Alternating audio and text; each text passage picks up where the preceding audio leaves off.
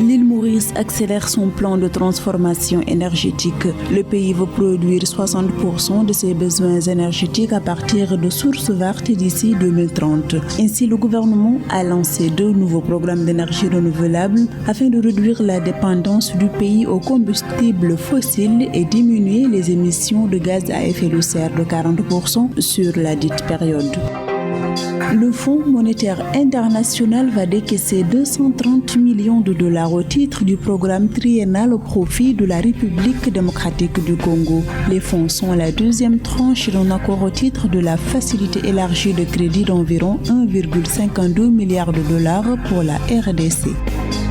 4,5 milliards de dollars, c'est le financement que le groupe bancaire et financier Equity Group envisage d'octroyer au secteur privé du Kenya et de l'Afrique du Sud, une manière de permettre aux entreprises des 2 pays d'avoir accès au crédit.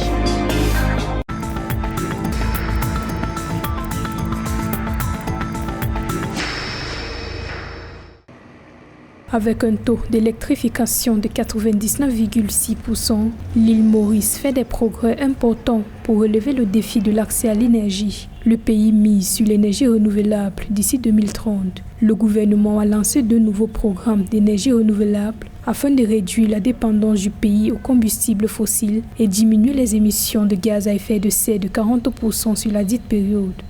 Il s'agit en fait de la feuille de route bas carbone que l'île Maurice entend présenter comme stratégie transitionnelle lors de la prochaine COP26 qui se tiendra en Écosse. Ces dispositions s'inscrivent en effet dans le cadre de 2 objectifs majeurs, bien à la portée de ce pays qui est ouvert aux énergies vertes et qui ambitionne de porter à plus de 60% son patrimoine électrogène. Les nouveaux projets d'électrification à l'île Maurice visent la production de 60% des besoins énergétiques à partir de sources vertes. En effet, le Central Electricity Board a lancé 2 appels d'offres pour la mise en place d'un parc éolien d'une capacité de 10 à 30 MW et 3 parcs solaires de 10 MW chacun. Par ailleurs, le pays réalise un système photovoltaïque flottant à Tamarind Falls et une ferme solaire de 8 MW à Henrietta.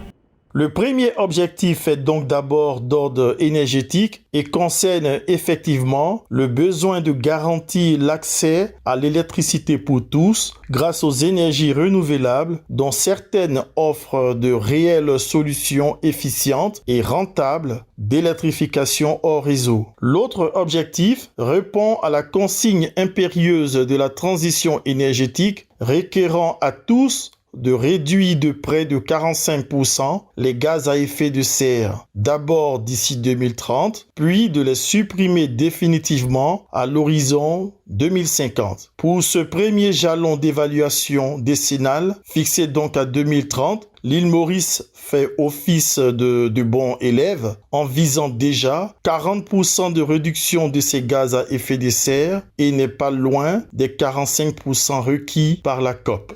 L'île Maurice mise également sur l'adoption des véhicules électriques. Le gouvernement s'engage à porter à 8 400 le nombre de voitures électriques dans le pays d'ici 2025 et 26 000 d'ici 2030. Notons qu'en 2020, 66,1% de l'électricité produite à l'île Maurice provenait de sources non renouvelables selon le ministère de l'Énergie.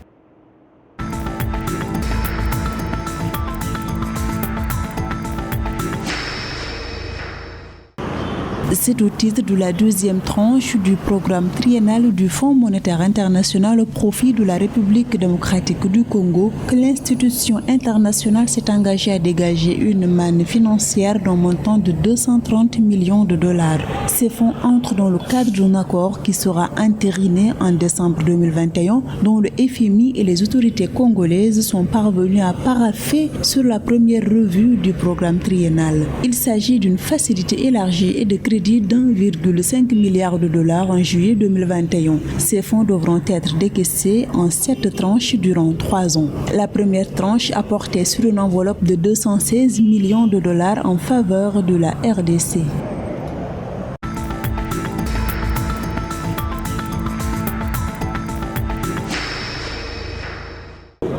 Le groupe bancaire et financier Equity Group va allouer un financement de 4,5 milliards de dollars à des entreprises privées au Kenya et en Afrique du Sud. Cette dotation devrait notamment faciliter le commerce aux entreprises des deux pays qui souhaitent exporter ou nouer des partenariats dans les régions où opère le groupe. De ce financement, 900 millions de dollars proviendront d'institutions de développement telles que la Banque africaine de développement, tandis que le reste sera financé grâce au dépôt des clients de la banque. À noter que les crédits iront spécifiquement aux entreprises de fabrication, de construction, de santé et d'investissement.